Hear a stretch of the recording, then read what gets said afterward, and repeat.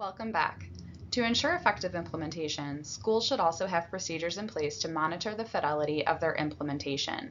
While these may not be formal, it's important to consider whether or not we're implementing programs and practices the way that they are intended to be delivered. In the midst of all the responsibilities of educators, small checks can make a huge difference in keeping services for students on track.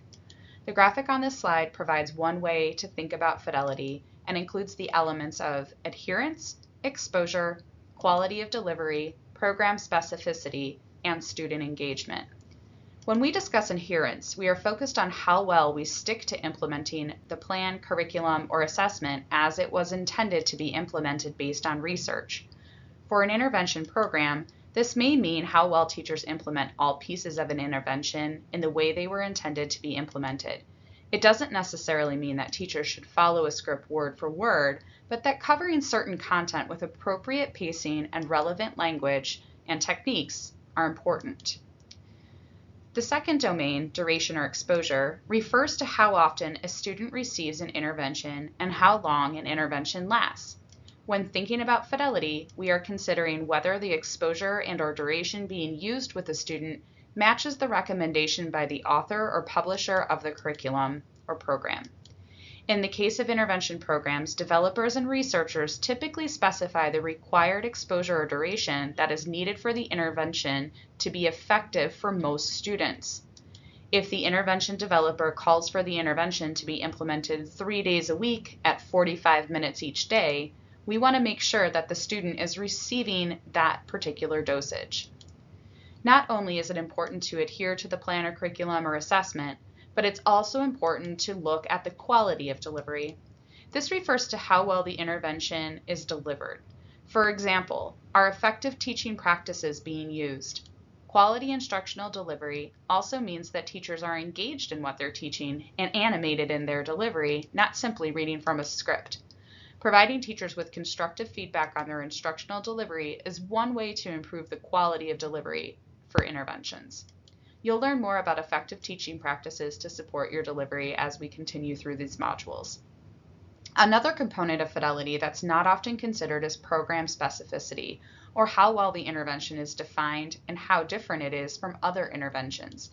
Having clearly defined interventions and assessments allows teachers to more easily adhere to the program as defined. Is the intervention a good match for students' needs? Or does every low reader get the same intervention? We need to be thinking about this.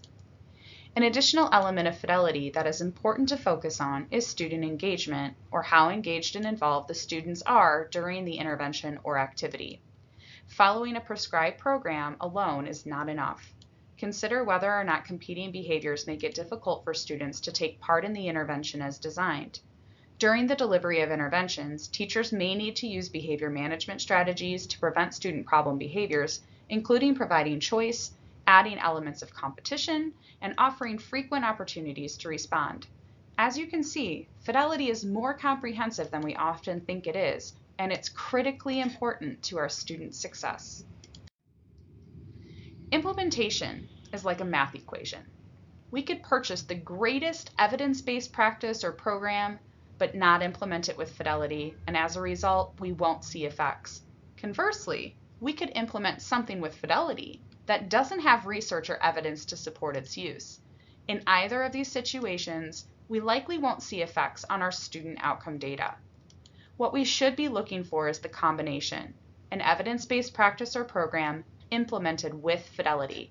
That's the most powerful tool in our toolbox. The second part of our effective instruction series, supporting all learners, will go more in depth about effective instructional strategies that have evidence and research to support their use, regardless of the content or grade in which you're teaching. Effective instruction is required throughout the Utah Effective Teaching Standards. If you're not familiar with the UETs, we've linked them at the end of this module and encourage you to take a closer look at them before completing Part 2.